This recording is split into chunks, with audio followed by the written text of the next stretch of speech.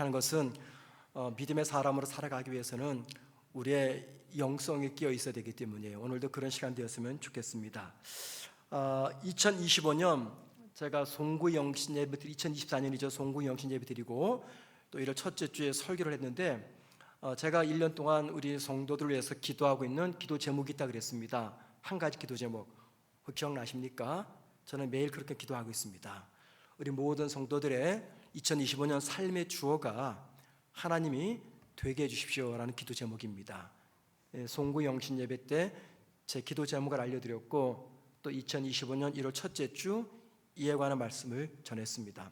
자, 그러고 나서 저한테 이런 생각이 드는 거였어요. 2025년 삶의 주어가 우리 주님이 되게 하시려면 어떻게 해야 될까? 이라는 생각이 들었습니다. 그래서 금요 기도회 때 이 말씀을 좀 한번 오늘 전해야 되겠다 생각이 들었습니다. 또 하나 이유는 이제 2월 달부터 제가 시리즈 설교를 시작할 계획입니다. 그래서 1월 마지막 주 요 설교를 하고 2월 첫째 주 금요일부터는 제가 시리즈 설교를 하겠다 싶어서 오늘은요 2025년 하나님이 내 삶의 주어가 되시려면 나는 어떻게 되는가 이 문제를 한번 생각해 보려 합니다. 우리의 이 질문에 대해서 오늘 본문에 나오는 이 백부장이 크게 도움을 줍니다.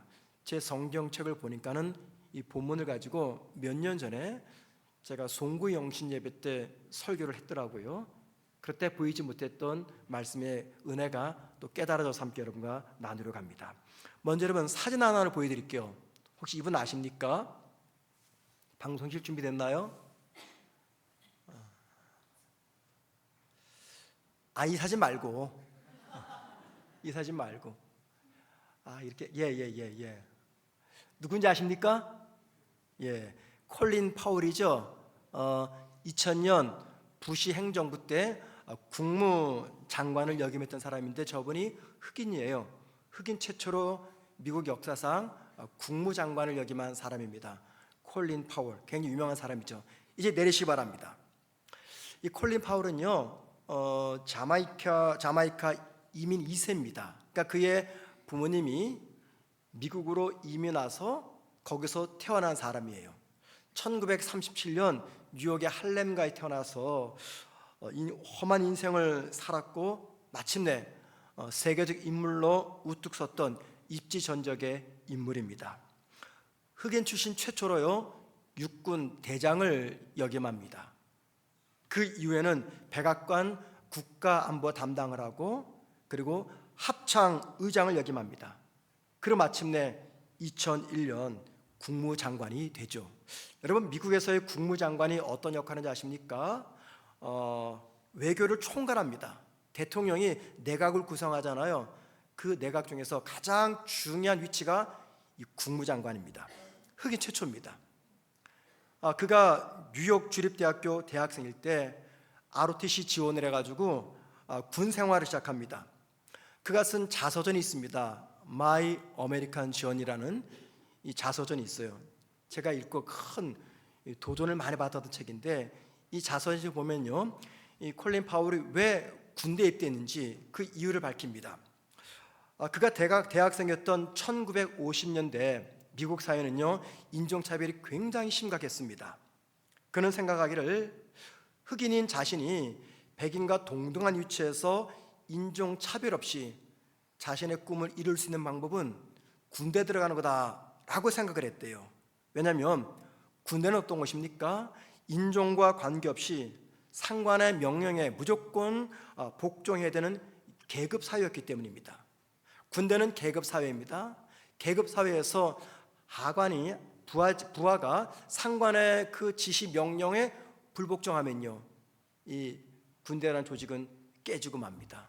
군대라는 조직을 가능하게 만드는 것은 바로 이 계급 구조 때문입니다. 명령을 하면 부하는 그 명령에 무조건 복종해야 됩니다. 이게 명령 복종, 이게 군 생활의 가장 중요한 정신이죠.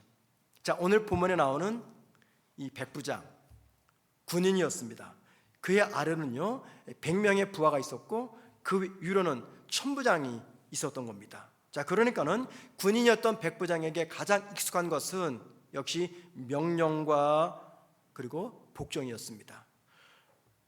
부하가 상관의 명령과 권위 앞에 무조건 복종하는 것, 이게 백부장에게 가장 익숙한 거였습니다.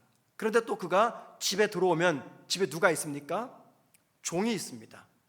그래서 주인인 백부장이 어떤 지시를 하면은 그 종은 무조건 그 주인의 말에 복종해야 됩니다. 자, 그러니까는 백부장은요, 직장을 가든 집에 들어오든 이 명령과 복종에 굉장한 익숙한 사람이었습니다. 주인으로서 무언가를 지시하면, 상관으로서 무언가를 지시하면은 아래 종이든 부하든 반드시 그 명령에 복종해야 되는 것, 이게 백부장에게 가장 익숙한 삶의 환경이었고 문화였습니다. 자, 그런데 여러분, 오늘 본문 7절과 6절과 8절 말씀 보면은요, 백부장의 종이 병이 들었습니다. 이 백부장은 종의 병을 고치기 위해서 주님이 굳이 자기 집으로 오실 필요 없고 계신 곳에서 말씀만 하면 자신의 종의 병이 나을 것이다 라고 고백합니다. 왜 이런 이야기입니까? 그 이유를 설명하죠.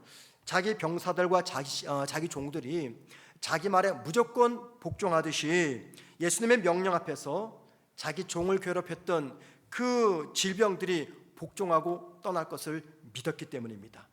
그리고 예수님은 이 백부장의 이 이야기를 듣고 나서 이만한 믿음은 본 적이 없다 하면서 경탄하십니다.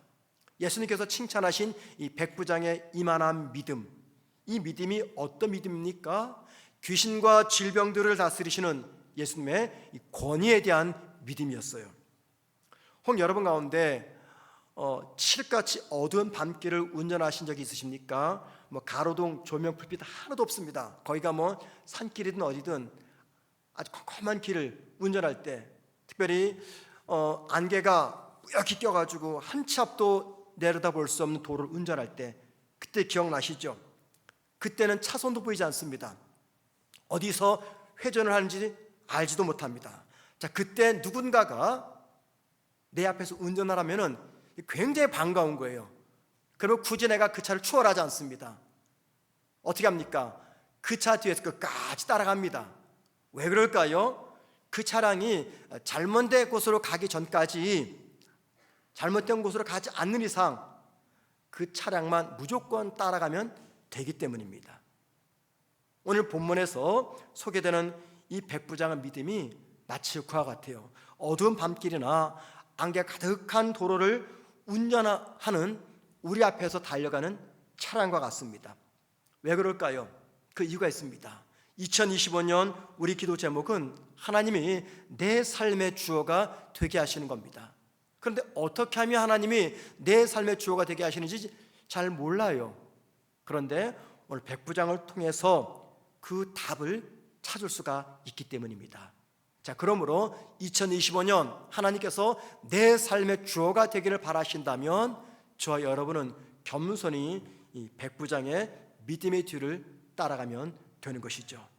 여러분, 성경에서 가장 중요하게 강조하는 하나의 주제를 뽑으라면 어떤 주제입니까?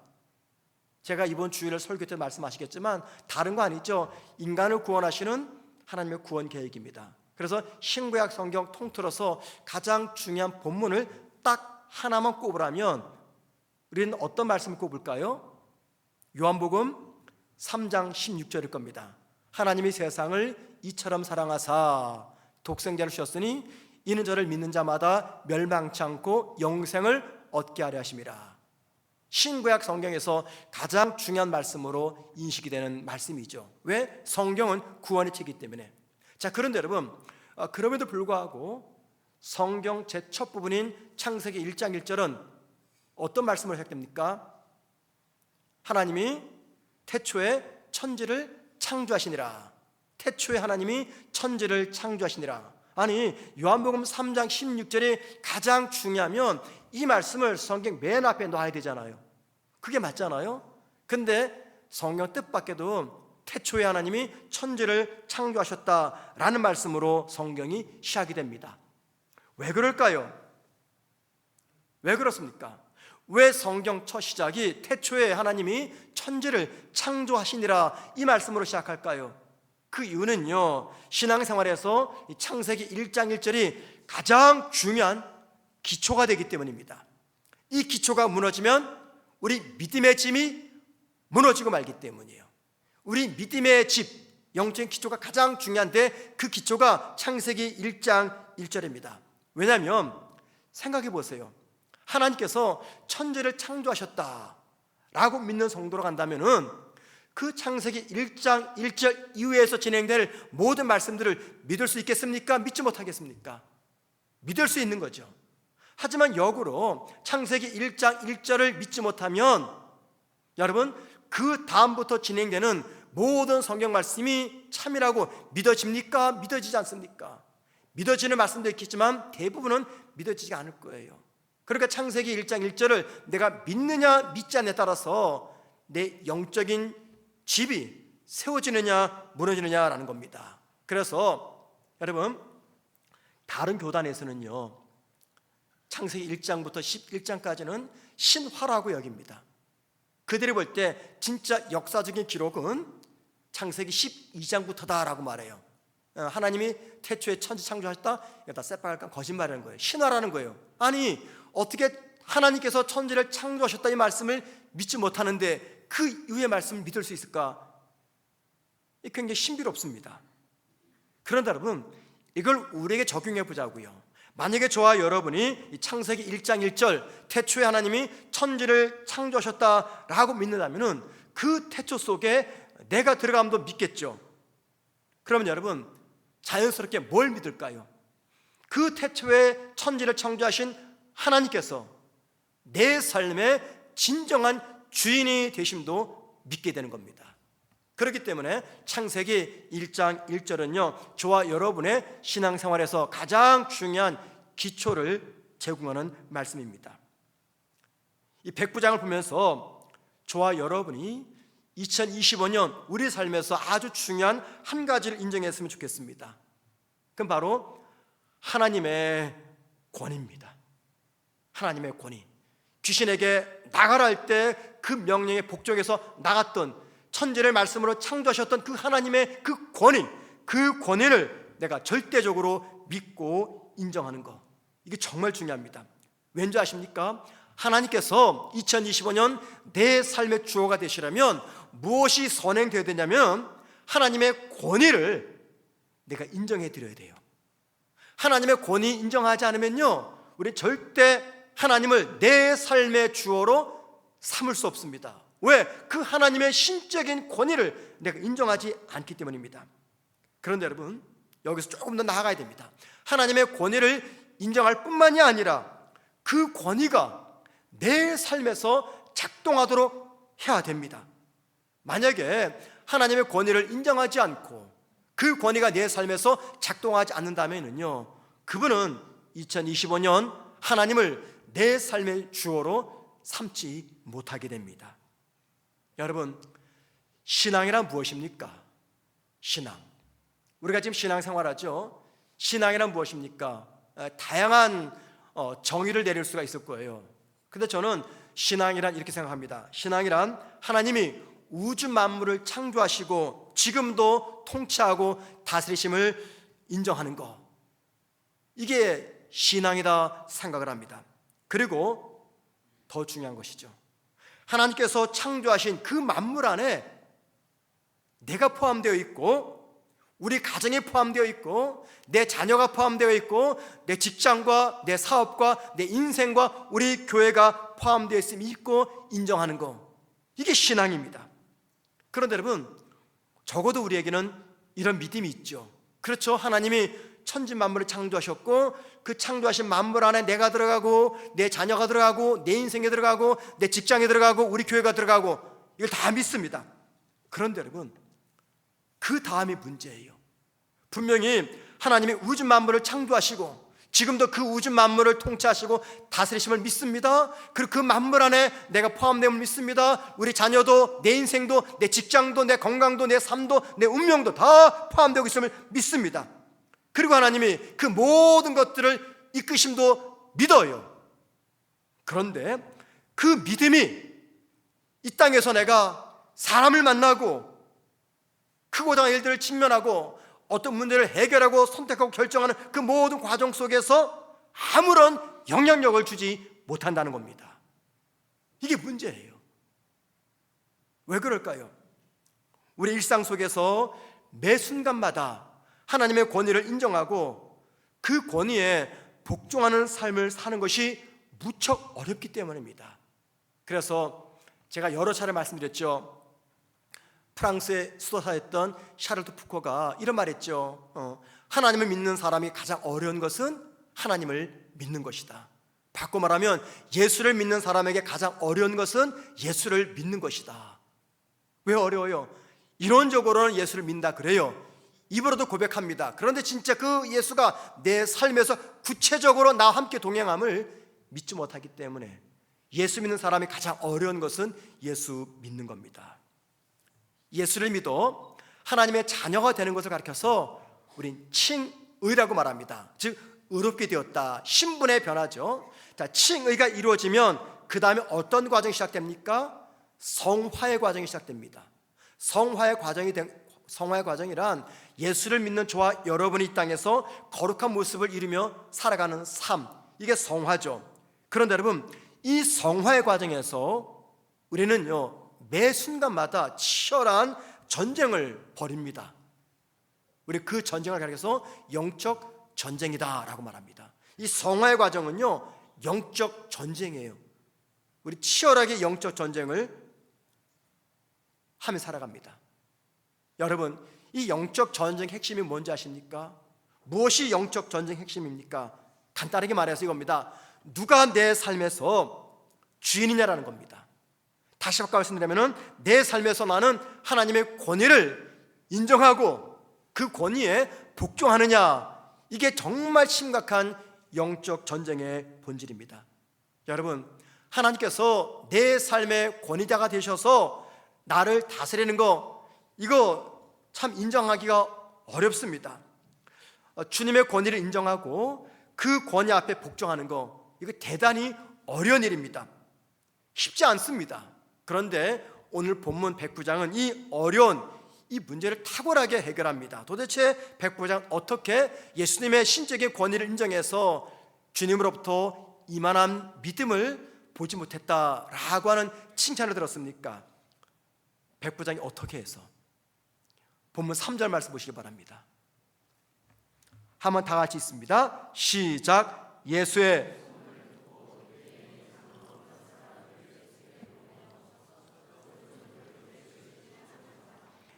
바로 여기에 비밀이 있습니다. 여러분, 첫 부분 보세요. 예수의 소문을 듣고, 이게 핵심이에요. 누가요? 백부장이 예수의 소문을 들었다. 백부장이 살던 곳은요 가버나움입니다. 그 가버나움은요 베드로의 집이 있었던 곳이에요. 지금도 이스라엘 가면 이 베드로의 집터가 있습니다. 거기 이제 기념관이 있는데, 오늘 본문에 기록되어 있는 7장 이전에 6장까지 예수님께서 많은 병자를 고쳤고 귀신을 내쫓았어요. 그런데 그 기적을 행한 주된 장소가 바로 가버나움이었습니다. 그랬더니 가버나움에서 예수님께서 병자 고치고 귀신 쫓아낸 그 이야기를 소문이 꼬리를 물어서 이 백부장 귀에까지 들린 거예요. 그런데 백부장이 들었던 소문은 어떤 내용이냐면 예수님께서 병자를 고치고 귀신을 쫓아내신 치료 방법이었습니다. 여러분, 예수님께서 평소 병자를 고치고 귀신을 내쫓았던 치유 방법이 무엇이었습니까? 대표적인 방법, 주로 선포였습니다. 귀신아 떠나가라, 병자야 떠나가라, 선포였어요. 그러면 그 선포를 듣고 귀신이 떠나고 병자가 떠났습니다. 그리고 이 소문은 백부장의 귀에까지 들린 겁니다. 특별히 백부장은 무엇에 친숙합니까? 명령과 복종에 친숙했던 군인이었어요. 자, 그랬던 그가 귀신을 향해서 떠나라 명령하시는 예수님 명령에 복종해서 떠나는 그 귀신들, 병에 관한 이야기를 들었을 때 그는 자연스럽게 예수님의 권위에 대해서 남다른 의미를 부여하게 된 것입니다. 그리고 그의 종이 병들어 죽어갈 때 이 백부장이 뭘 떠올렸을까요? 그가 들었던 소문, 예수님의 그 말씀의 권위 앞에서 귀신이 복종하면서 떠났던 그 소문을 떠올렸습니다. 자, 그리고는 귀신과 질병을 명예에서 떠나게 하신 예수님의 권위라면 얼마든지 자신의 종을 괴롭히는 질병도 그 권위로서 고쳐주실 것이다 라고 하는 믿음이 있었던 거죠. 자, 그러므로 여러분, 이 백부장의 믿음은요, 예수님의 소문을 들음으로 생겨난 것이에요. 예수님의 소문을 들음으로 생겨난 믿음이었습니다. 그런데 여기서 우리가 한 가지 주목할 것이 있어요. 여러분, 이 가버나움에서 예수님께서 병자 고치고 귀신 내쫓았던 이 사건을 얼마나 많은 사람이 보았겠습니까? 두 눈으로 목격했겠죠? 또 얼마나 많은 사람들이 그 소문을 들었을까요? 이 백부장은 이방인입니다. 그것도 군인입니다. 군인이었던 백부장 귀에 들릴 정도라면요, 수많은 사람들이 그 장면을 보았거나 들었을 거예요. 그리고 그 장면을 보았던 사람, 그 소문을 들었던 사람은요, 야, 정말 신기하고 놀라운 일이다 경탄했을 거예요. 그런데 백부장은요, 그 소문을 들었을 때 놀랍다라고 반응을 보이면서 그의 마음에다가 중요한 한 가지 사실을 새겨 넣었습니다. 그것은 질병과 귀신까지도 통치하시고 다스리시는 예수님의 권세와 권위였습니다. 모든 사람들은 놀랍다, 신기하다, 잘됐다 경탄할 때 이 백부장은 그의 마음속에다가 예수님의 권세, 예수님의 권위를 새겨 넣었던 거죠. 이게 마치 뭐가 같냐면은, 여러분, 이스라엘이 12명 정탐꾼을 뽑아서 40일간 가나안 정탐시킵니다. 자, 정탐하러 돌아와서 10명의 정탐꾼들은 다 죽을 땅이다 라고 이야기했어요. 근데 여호수아와 갈렙은 뭐라고 말했습니까? 하나님이 우리와 함께하기 때문에 능히 그 땅을 우리가 정복할 수 있다라고 말했어요. 자, 그랬더니 그 말씀을 들었던 하나님께서 어떤 반응을 보인 줄 아십니까? 민수기 14장 24절 말씀 보면 이렇게 말씀하세요. 여호수아와 갈렙 그들의 마음이 10명과 달라서라고 말합니다. 두 사람의 마음이 나머지 사람과 달랐대요. 이 마음이 달랐다, 이게 무슨 말입니까? 이겁니다. 40년간 광야를 지나면서 이스라엘 수많은 사람들은요, 하나님께서 베푸신 기적을 보았어요.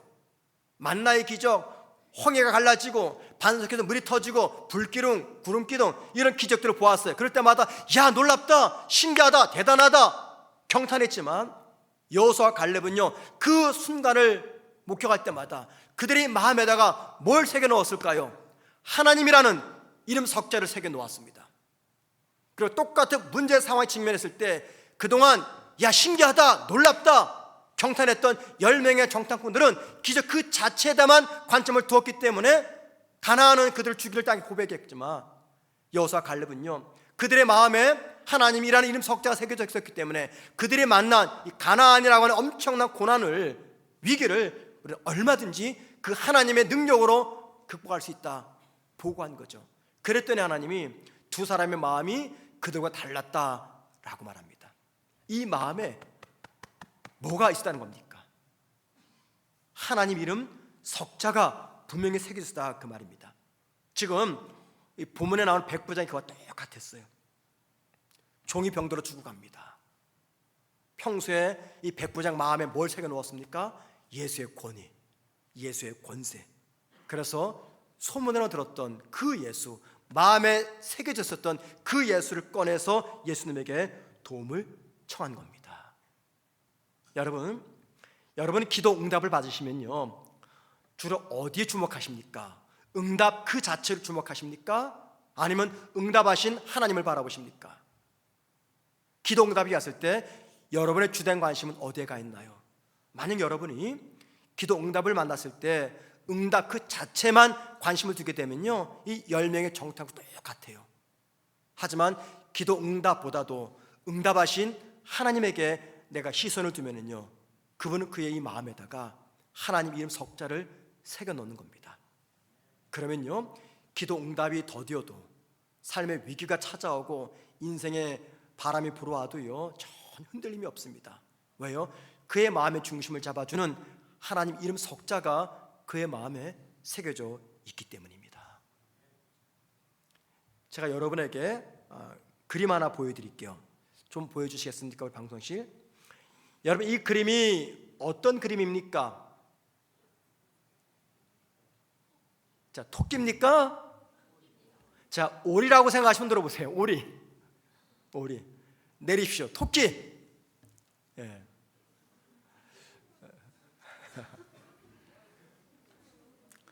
이게요, 왼쪽으로 보면 토끼예요.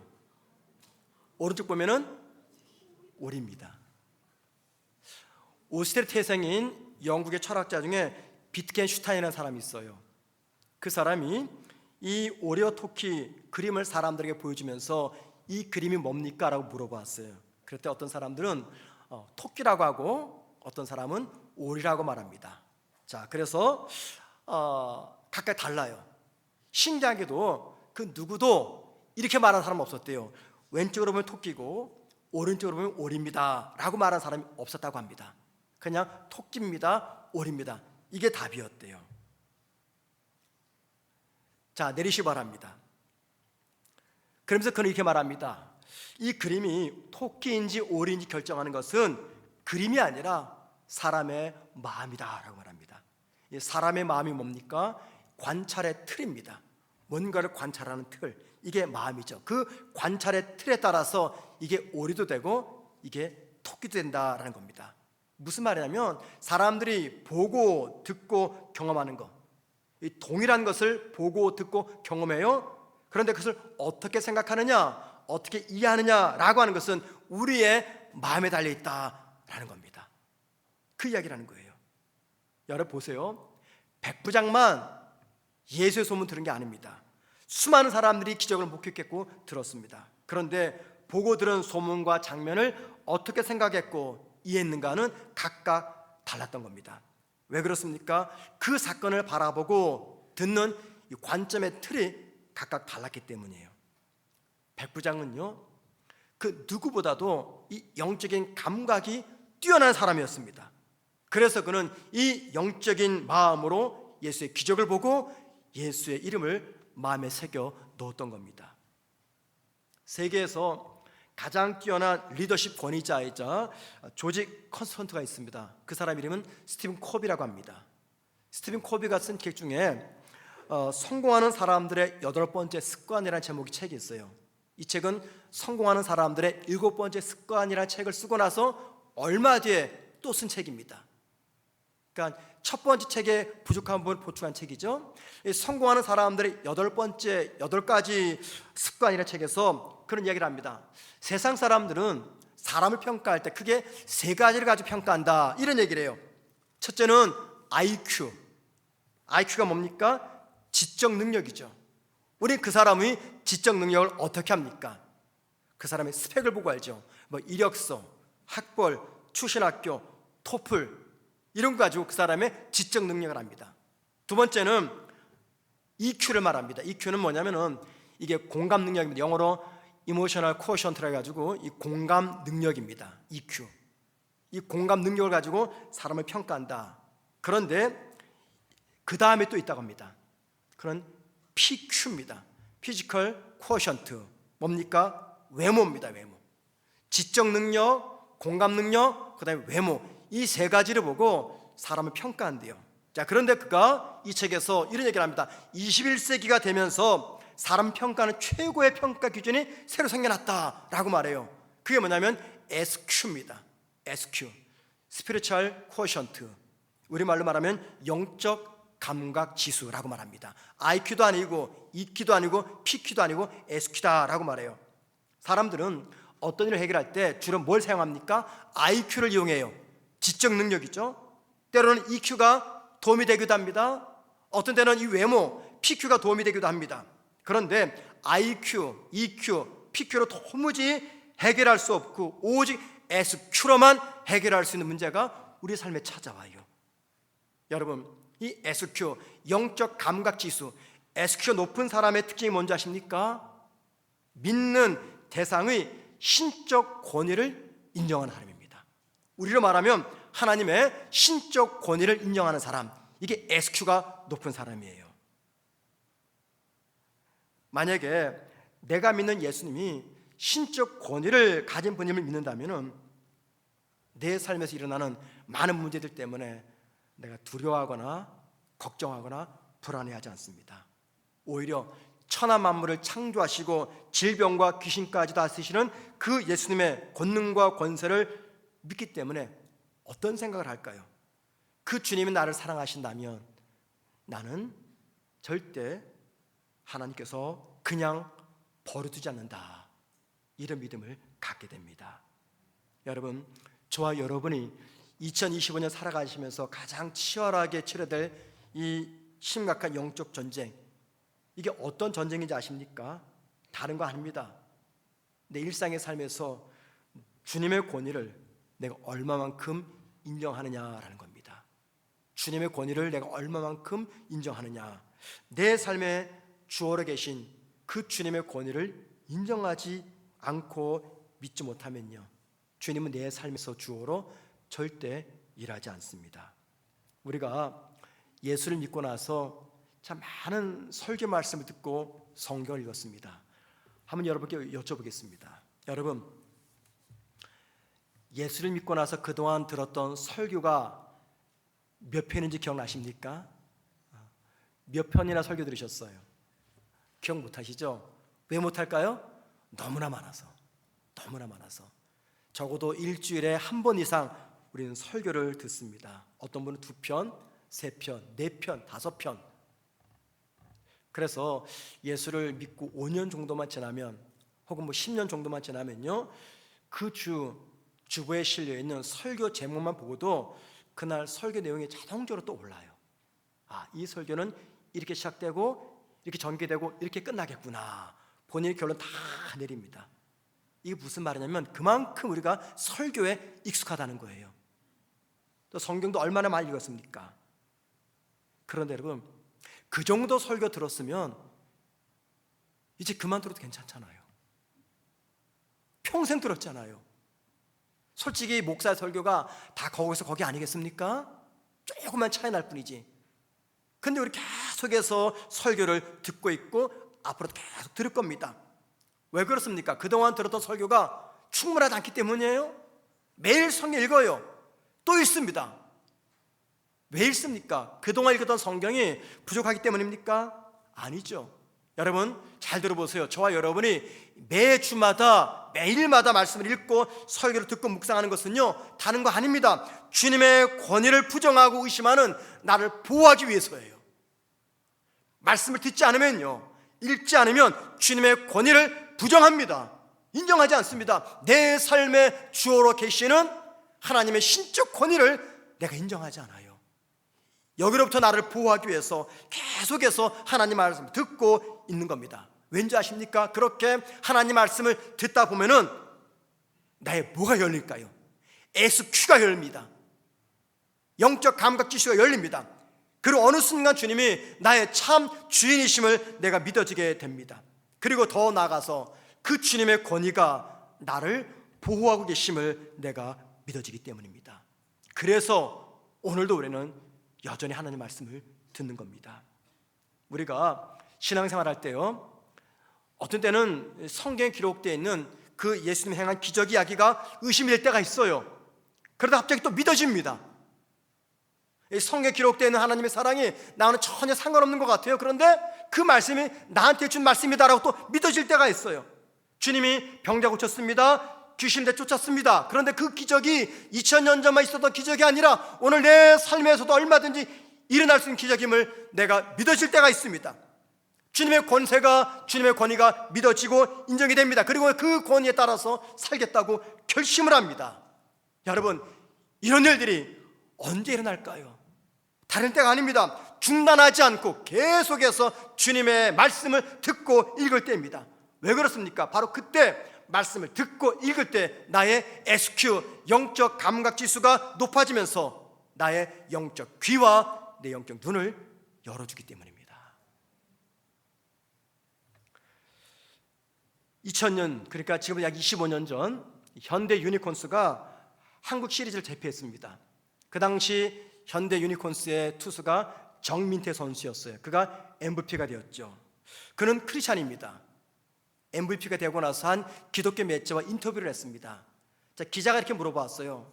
당신이 생각하는 그리스도인이란 누굽니까? 라고 물었더니 이 정민태 선수가 이런 이야기를 했습니다. 자신의 직업과 관련해서 이 그리스도인은 이런 사람이다 설명을 한 거예요. 야구에서 투수가 첫 번째 공을 던지지 않으면 절대 그 게임은 시작되지 않습니다. 맞죠 여러분? 투수가 공을 던져야지만이 경기가 시작이 되는 거예요. 이 경기의 시작은 곧 투수가 첫 번째 공을 던질 때예요. 야구에서 투수가 첫 번째 공을 던지지 않으면 그 게임은 절대 시작이 안 됩니다. 마찬가지로 그리스도인이란 자신의 인생 그라운드를 하나님께 처음 내어드리고 시작하는 사람입니다.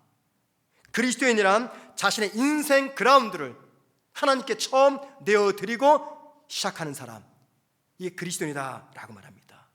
제가 이 말을 곰곰이 생각해 보았습니다.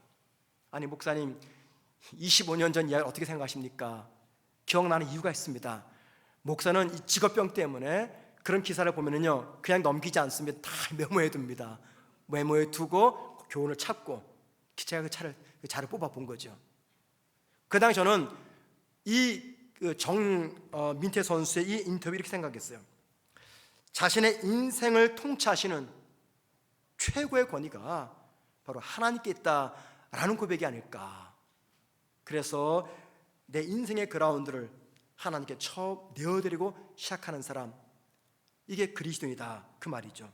그리고 자신이 싸우면서 살아가야 될 인생의 최고, 인생의 그라운드의 주인이 바로 주님이라는 고백이 아닐까, 이런 생각을 해보았습니다. 사랑하는 성도 여러분, 여러분의 삶에 찾아오는 크고 작은 선택의 문제 앞에서 주님의 권위를 인정하지 않고 여러분 마음대로 결정하고 행동하지 않았으면 정말 좋겠습니다. 우리를 창조하시고 다스리시는 하나님의 그 권위를 인정하면서도 나와 우리 가정을 다스리시는 하나님의 권위를 인정하지 못하는 비정상적인 신앙이 되지 않았으면 좋겠습니다. 자, 그러려면요 여러분의 SQ, 영적 감각 지수를 최대치로 높이셔야 됩니다. 그 일을 위해서 끊임없이 은혜 받는 자리, 은혜의 보좌 앞으로 나오셔야 됩니다. 말씀을 읽는 자리, 듣는 자리, 기도 자리로 나오셔야 됩니다. 왜냐하면 성령께서 일하실 때 두 개의 방법을 사용하셔요. 첫째는 말씀과 기도입니다. 말씀과 기도 없이 성령은 내 삶에서 일하지 않습니다. 성령께서 일하시도록 하시는 이 방편, 이게 바로 말씀과 기도이기 때문입니다. 말씀을 듣는 중에 영적으로 변화되고자 하는 의지를 품으시기 바랍니다. 기도하는 가운데 겸손히 하나님께서 나의 영적인 귀와 눈을 열어달라고 기도하시기 바랍니다. 내 영적 지수가 높이 올라가게 되면 마침내 내 삶에서 나의 주인으로 나와 함께 하시는 예수 그리스도를 내가 보게 되고 만나게 되고 듣게 됩니다. 그러면 2025년 내 삶의 주어로서 그 주님의 권위를 최고 높이에 두게 될 것입니다. 그래서 저와 여러분이 2025년 가장 잘 해야 될 일은 그 권세와 그 권위 앞에 복종하는 삶을 살아가는 것입니다. 예수님의 권위를 인정하고 내 삶에 모셔드리는 저와 여러분 되기를 주님의 이름으로 축원을 드립니다. 함께 우리 찬양하면서 기도하는 자리로